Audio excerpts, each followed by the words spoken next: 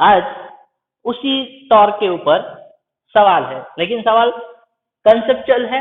हमें समझना है सवाल में एग्जैक्टली क्या दिया है और किस तरह से, अगर इस कैटेगरी का सवाल आ जाता है तो आप किस तरह से पहचानोगे। तो सवाल में क्या है, तो सवाल में हमें ये बताया हुआ है कि एक 5 kg का मास, क्या एक 5 kg का ऑब्जेक्ट है जिसको क्या किया जा रहा है बेटा, रिलीज किया जा रहा है, रिलीज। ठीक है। अब इस 5 kg का जो मास है या 5 kg का जो ऑब्जेक्ट है उसको कहाँ से, कितने हाइट से रिलीज किया जा रहा है, उसको किया जा रहा है बेटा 100 मीटर से रिलीज। अगर इस ऑब्जेक्ट को हम रिलीज करते हैं 100 मीटर से, तो यहाँ पे देखिए जरा, ये जो पॉइंट है ये कौन सा पॉइंट है, ये ए पॉइंट है। तो इस ए पॉइंट के अबाउट टॉर्क कितना होगा हमें ये बताना है। बात समझ में आ रही है। 5 kg मास को हम कितने हाइट से 100 मीटर से रिलीज कर रहे हैं और कुछ दूरी पर नीचे जो पॉइंट है बेटा ए पॉइंट, उस पॉइंट के अबाउट टॉर्क कितना होगा हमें ये बताना है। देखिए बताया हुआ है क्वेश्चन, देखिए comment on torque about A, क्या बोला है, comment on torque about A as the 5 kg mass falls towards the ground. जैसे 5 kg मास ग्राउंड की तरफ चलेगा तो आपको क्या करना है, कमेंट करनी है इसके ऊपर, टॉर्क अबाउट ए। ऑप्शन देखिए जरा, फर्स्ट ऑप्शन में बोला गया है ऑलवेज इंक्रीजेस, टॉर्क क्या होगा बेटा, हमेशा बढ़ेगा, ऑप्शन ए बता रहा है। ऑप्शन बी में ये बात क्या बोली गई, ऑलवेज डिक्रीजेस।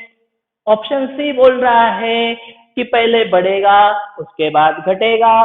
ऑप्शन फोर्थ बोल रहा है पहले घटेगा उसके बाद बढ़ेगा।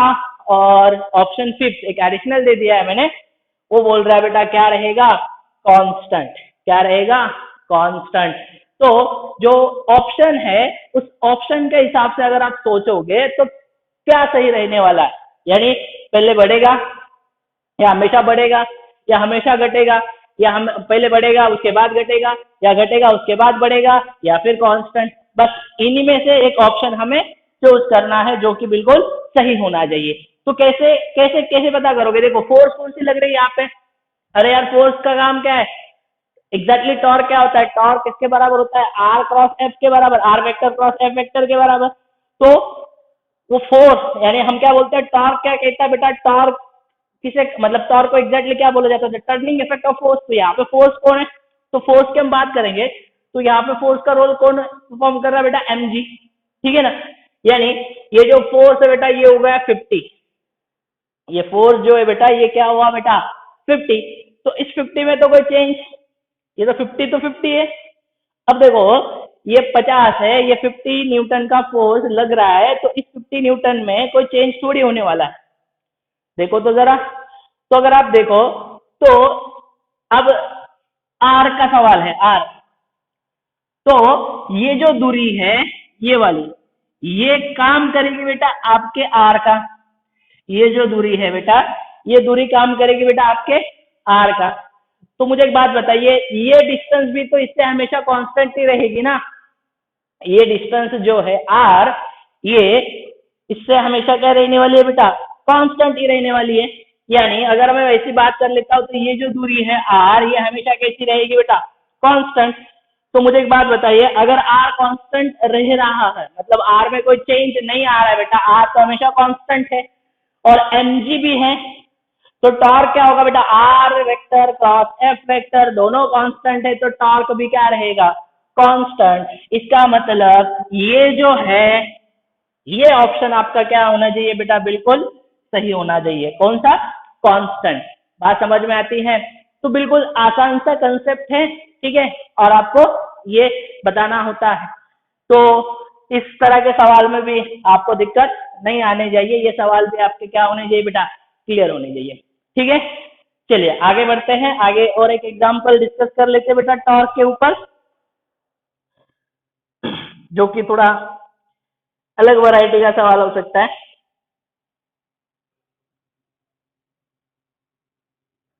चलिए ठीक है,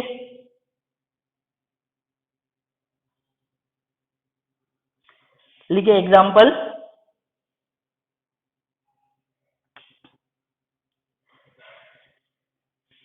एग्जाम्पल में बताया हुआ है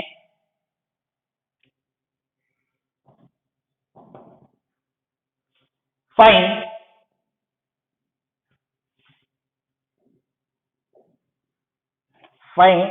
the torque,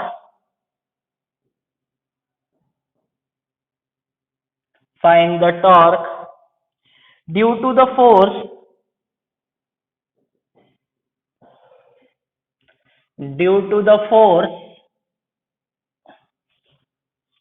acting on 2 kg,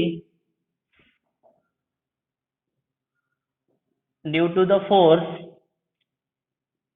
acting on 2 kg mass, acting on 2 kg mass about x, diagram given है यहाँ पे, ये है बेटा गिवन आपको कौन सा, 2 kg मास, ठीक है। और जब आपको ये इसको आप यहाँ लेके आते हैं, इस 2 kg को जब आप यहाँ लेके आ रहे हैं बेटा,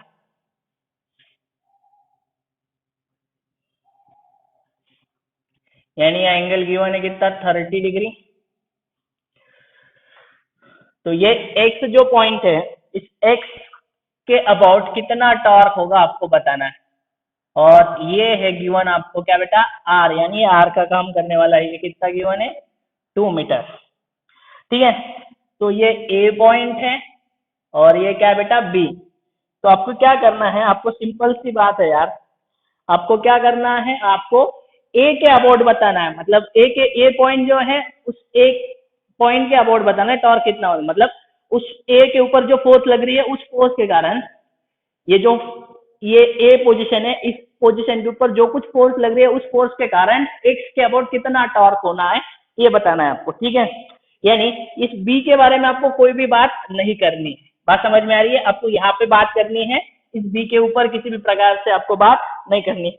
अब टॉर्क के लिए सबसे इंपॉर्टेंट बात क्या है? तो टॉर्क के लिए सबसे इंपॉर्टेंट बात है फोर्स को निकालना। तो यहाँ पे 2 प्रकार के फोर्सेस लगेंगे। यहाँ पे क्या लगने वाला है यार, 2 प्रकार के फोर्सेस लगने वाली है। एक जो फोर्स यहाँ पे लगेगी, सबसे पहले देखिए हम लिख लेते हैं कि यहाँ पे कितनी फोर्स लगने वाली है। So at point a only 2 forces are acting, only 2 forces are acting, ठीक है। At point a only 2 forces are acting. तो कौन सी फोर्स एक्ट होने वाली है, देखो तो जरा। एक क्या एक्ट होगा, इसका खुद का वेट, यानी एक तो लगने वाला है बेटा क्या, mg, यानी कौन सी फोर्स, 2g। और दूसरी लगने वाली बेटा टेंशन, ठीक है, और ये ऐसे आ रहा है, ठीक है, तो ये आर है। तो एक बात बताओ जरा, तो नेट टॉर्क जो आएगा यहाँ पे, जो नेट टॉर्क आएगा बेटा, वो नेट टॉर्क जो आएगा वो क्या हो जाएगा, नेट टॉर्क एक टेंशन के कारण आने वाला टॉर्क प्लस mg के कारण आने वाला टॉर्क। अब टेंशन के कारण आने वाला जो टॉर्क हम लिखते हैं, उस टॉर्क को कैसे लिखा जाता है, आर क्रॉस एफ, यानी क्या लिखा जाएगा, आर एफ साइन थीटा। तो मुझे एक बात बताओ, ये इस तरह से ये, और टॉर्क कब लगता है, टॉर्क के लिए कंडीशन क्या है, परपेंडिकुलर। अगर हम बात कर लेते हैं यहाँ पे, तो ये कैसे यार, इनके बीच में एंगल कितना है, 180, इनके बीच में एंगल कितना है, 180। तो टेंशन देखो, ये आर का रोल परफॉर्म करने वाला है, तो ये टी और आर, ये आर ऐसे ना और ये टी ऐसे, तो आर और टी के बीच में एंगल कितना है, 180। अगर आर और टी के बीच में एंगल 180 है, तो टेंशन के कारण आने वाला जो टॉर्क रहेगा बेटा, वो टॉर्क कितना हो जाएगा, ये तो 0 हो जा रहा है, प्लस अब बचा बेटा क्या, टॉर्क mg। अब मुझे एक बात बताओ, ये 0 होगा, टॉर्क mg कैसे निकालोगे, तो मुझे बताइए, इसके क्या करने होंगे, हमें कंपोनेंट बनाने होंगे ना। तो एक बात बताओ ना यार, कंपोनेंट बनाने हैं तो कैसे बनाओगे, तो एक आएंगे, ये इसको मैं थोड़ा एक्सटेंड कर लूं क्या, इस लाइन को अगर मैं एक्सटेंड कर लेता हूँ बेटा, तो देखो ये एंगल 30 है, तो ये एंगल भी कितना हो जाएगा 30। ठीक है, ये एंगल 30 हो जाएगा। तो इसके कंपोनेंट के तौर पे सोचो यार, एक कंपोनेंट ऐसे बनेगा और एक कंपोनेंट ऐसे कुछ बनेगा। तो ये हो जाएगा कितना बेटा 2g, ये आ जाएगा cos 30, और ये आ जाएगा बेटा कितना 2g, ये आ जाएगा बेटा कितना sin 30। ठीक है ना, मुझे नहीं लगता आपको अब दिक्कत आएगी। एक कंपोनेंट आ गया बेटा कितना 2g cos 30, और दूसरा आ गया बेटा कितना 2g sin 30। अगर एक कंपोनेंट 2g आ गया 2g cos 30 और दूसरा कितना है 2g sin 30, ठीक है, तो आपको अब टॉर्क, नेट टॉर्क निकालना कोई बड़ी बात थोड़ी है। ठीक है ना, अब यहाँ से जरूर बता सकते हो कि नेट टॉर्क कितना आना है।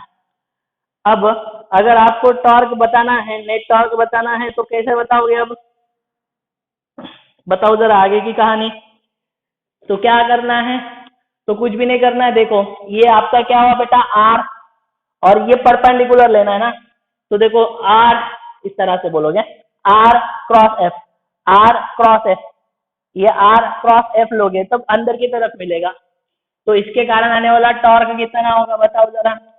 इसके कारण आने वाला टॉर्क कितना होगा 2g sin 30 इंटू आर का रोल कितना बेटा ये 2। ठीक है, तो ये हुआ 2 इंटू 10 इंटू साइन 30, ये हुआ बेटा हाफ इंटू ये 2, ये कैंसिल हुआ, यानी कितना आ रहा बेटा 20 न्यूटन मीटर। कितना आ रहा बेटा ये 20 न्यूटन मीटर, और किस डायरेक्शन में यार अंदर की तरफ, तो ये क्रॉस लगा दिया। ठीक है ना, बात समझ में आ रही है? तो कितना है 20 न्यूटन मीटर अंदर की डायरेक्शन में। देखो ये इस तरह से आर और ये एफ, आर एफ। ठीक है, तो क्या आंसर हो जाएगा यार 20 न्यूटन मीटर। तो सवाल आप बना सकते हो। अब सवाल आपको कुछ भी पूछा जा जाए, मतलब कैसे भी पूछा जाए, आप इजीली कैलकुलेट करते हुए बता सकते हो, उसमें कोई बड़ी बात नहीं है आपके लिए। अब ठीक है, और एक सवाल ले लेते हैं यार बढ़िया से टॉर्क का। ठीक है, टॉर्क का एक और बढ़िया से सवाल हम डिस्कस कर लेते हैं। ठीक है, तो इसको जरा क्लियर कर लेना है, जल्दी से इसको नोट डाउन कर लेना है, तब तक मैं आगे का सवाल यहाँ लिख लेता हूँ। सवाल बढ़िया है, आपसे सॉल्व हो जाएगा। ठीक है, आप कोशिश कर सकते हो सवाल सॉल्व करने की। मैं जल्दी से सवाल यहाँ पे बना लेता हूँ। सवाल एग्जैक्टली सवाल में क्या बोला है देखना जरा अच्छे से। ठीक है, तो सवाल जो है, सवाल में बोला गया है बेटा figure shows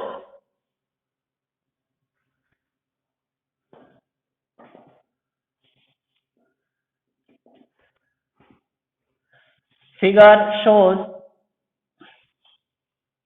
a uniform disk,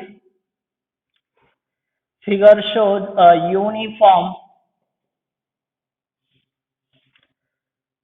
figure shows a uniform disk with mass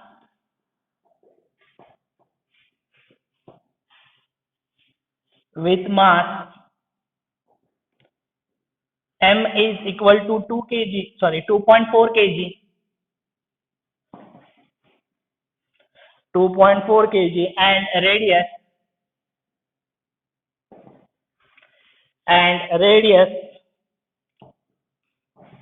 r is equal to 20 centimeter, mounted on a fixed horizontal axle, on a fixed horizontal axle, a block of mass,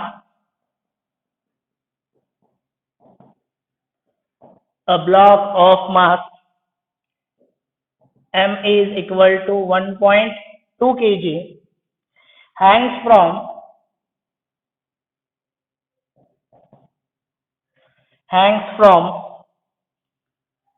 a massless cord, a massless cord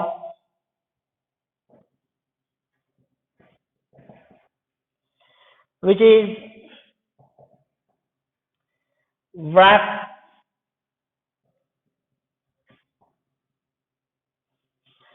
around the ring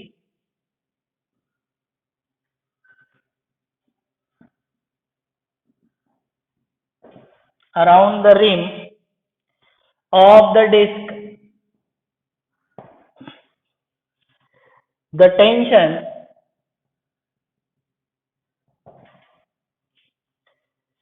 in the cord is, the tension in the cord is, एक diagram भी बना लेता हूं, आपको clarity मिल जाएगी।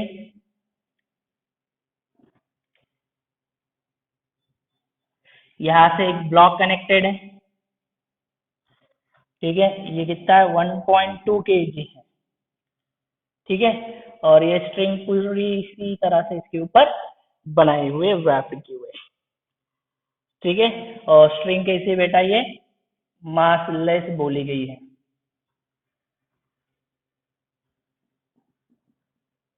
ठीक है, ऐसा कुछ सवाल आपके पास है तो आप यही से आपका आंसर बना सकते हो। एग्जैक्टली क्या आंसर निकल के आएगा देखने की कोशिश कर लेना।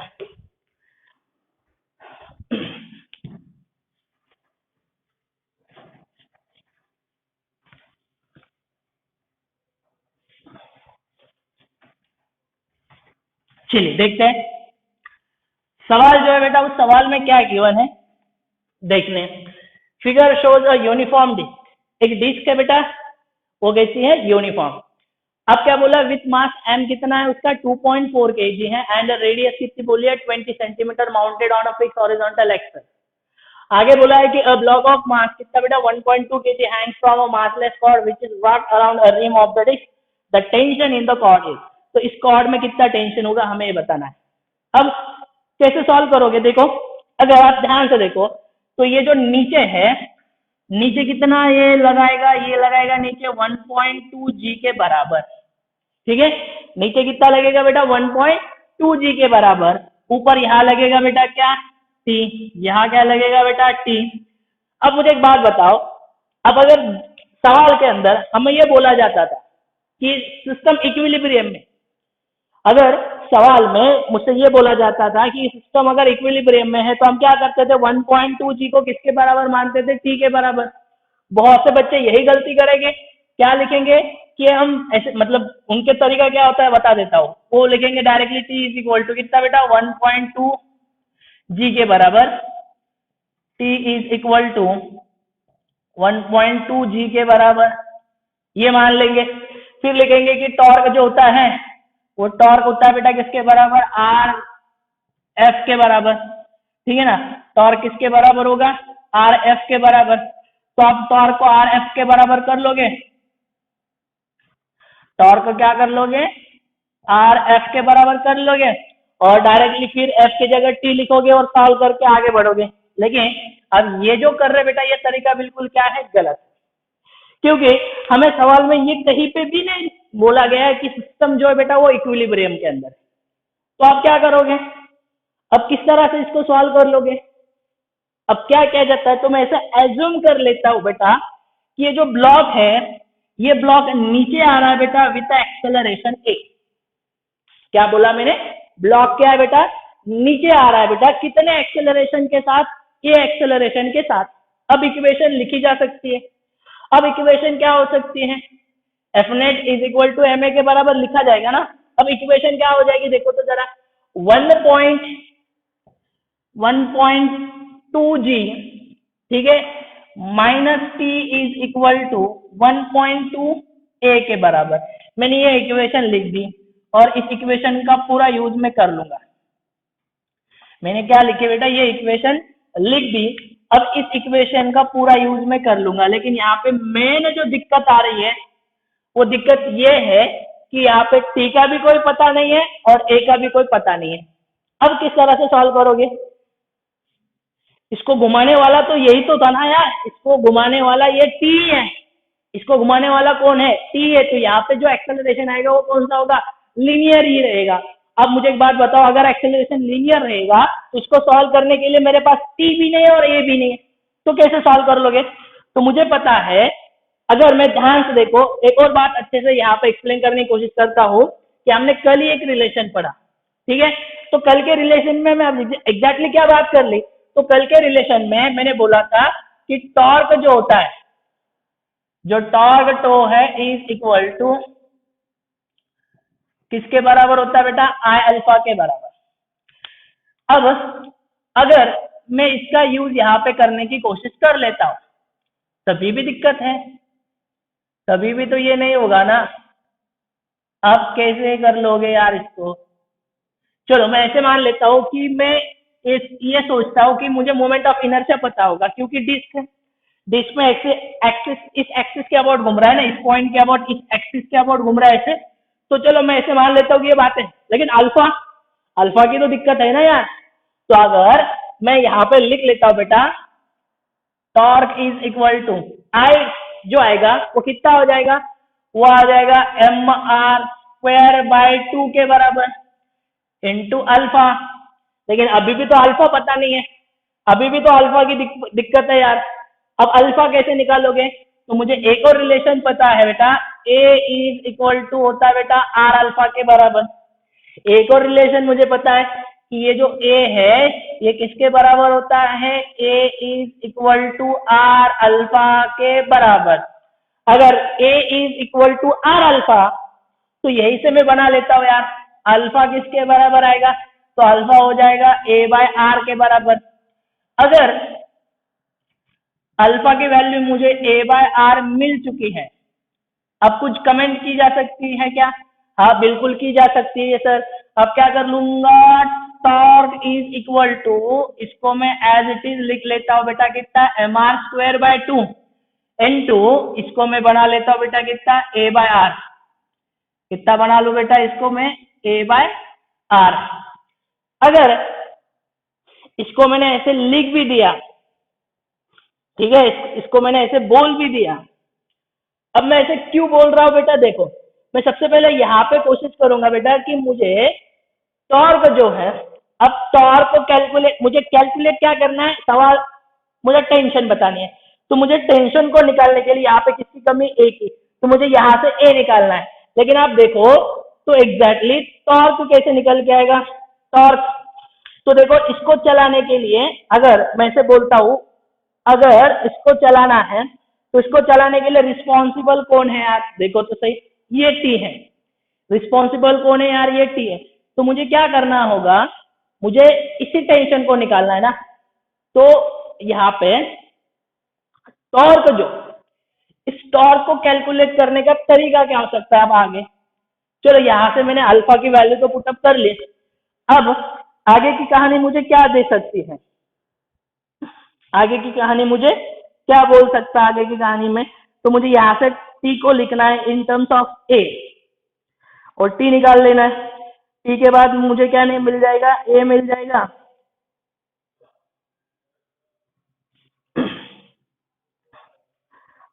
ठीक है ना।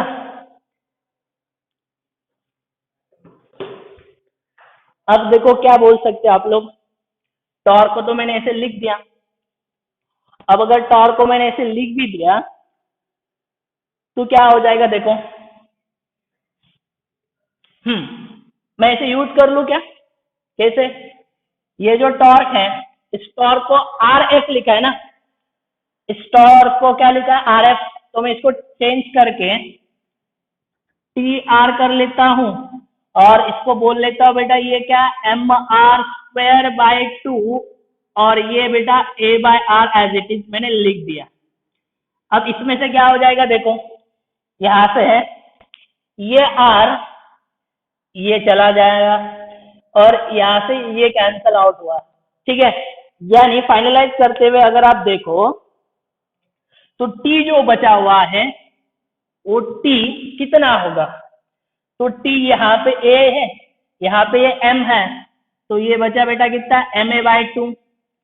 अगर टी ma/2 आ चुका है, ध्यान से देखो, अगर टी ma/2 आ चुका है तो अब नेक्स्ट स्टेप में मैं और कुछ कोशिश करता हूँ बेटा इसको एलिब्रेट करने की, एग्जैक्टली किस तरह से हो सकता है। देखो अगर t इज इक्वल टू आप ma/2 लिखोगे तो आप देखो मास किसका है यार, ये मास ब्लॉक का नहीं है, ये मास किसका है बेटा, उस रिंग का है, सॉरी उस डिस्क का है। तो कितना है वो 2.4, तो ये आ जाएगा बेटा कितना 2.4 2.4 बाय 2 ए के बराबर, ठीक है ना। यानी टी जो आएगा बेटा कैंसल आउट कर लोगे तो कितना आ जाएगा 1.2 ए के बराबर। टी किसके बराबर आ रहा है देखो ध्यान से, टी इज इक्वल टू कितना आया बेटा 1.2 ए के बराबर। अगर टी मिल चुका है आप लोगों को जो कि किसके बराबर है 1.2 ए के बराबर है, अगर टी 1.2 ए के बराबर है तो इस टी की वैल्यू में इस इक्वेशन में पुटअप कर लेता हूं, ठीक है ना। तो क्या निकल के आएगा देखो, तो ये था बेटा कितना 1.2 जी माइनस, ध्यान से देखो 1.2 जी माइनस कितना है 1.2 ए, 1.2 जी माइनस टी कितना है 1.2 ए इज इक्वल टू 1.8। यानी अगर मैं इसको बना लेता हूं अच्छे से तो हमें यहां से सारी वैल्यूज का कुछ पता लग जाएगा, शायद मेरे हिसाब से बिल्कुल सही कर लेंगे हम। तो यहाँ से ए निकालने की कोशिश कर सकते हैं हम लोग, तो यह आ जाएगा बेटा 1.2 g minus T is equal to 1.2 a, यानी ये हो जाएगा 1.g minus 1.2 a is equal to 1.2 a, ठीक है ना। तो ये आ जाएगा बेटा कितना 1.2 g is equal to 1.2 a plus ये 1.2 ए, यानी 1.2 जी इज इक्वल टू, तो ये 1 कितना हुआ बेटा 2.4, ठीक है ना। तो ये आ बेटा कितना 2.4 है। अब इसको आप चेंज भी कर सकते हो, यानी कितना आ रहा है बेटा 1.2 इंटू जी की वैल्यू 10 के बराबर और ये 2.4 है, यानी ये 12 हो चुका है। यानी अगर मैं बात कर लूं बेटा तो a इज इक्वल टू कितना हुआ बेटा ये 12 अपॉन ये 2.4 आ जाएगा। या आप इसको ऐसे बना लो, कोई दिक्कत की बात नहीं है, मतलब इसको हम जल्दी से कैलकुलेट कर सकते हैं। तो ये कितना आ जाएगा ये 1.2 अपॉन ये कितना बेटा 2.4 और ये जी एज इट इज, ठीक है ना। इसको अगर हम ये पॉइंट हटा दें तो यहाँ से ए कितना आ रहा है बेटा, ये आ जाएगा बेटा कितना 10/2, यानी ए कितना आ रहा है बेटा 10/2, यानी ए की वैल्यू जो आएगी वो कितनी आएगी 5 मीटर पर सेकंड स्क्वायर, ठीक है ना। यानी ए की वैल्यू आपके पास आ गई बेटा यहाँ से, ठीक है। तो ए की वैल्यू यहाँ से कितनी आ गई बेटा आपके पास, तो ए की वैल्यू आ गई बेटा कितनी 5 मीटर पर सेकंड स्क्वायर। तो अगर आपके पास ए आ चुका है, अब देखो कहानी बिल्कुल आसान, अगर आपके पास ए आ चुका है तो ए आने के बाद इसी इक्वेशन में आप अगर ए पुटअप कर लोगे तो आपको टी मिल जाएगा, बस फाइनल है। तो क्या कर लोगे फिर से इक्वेशन वही आ जाएगी बेटा कितनी 1.2 जी, ठीक है ना, minus T is equal to क्या थे बेटा 1.2 ए के बराबर।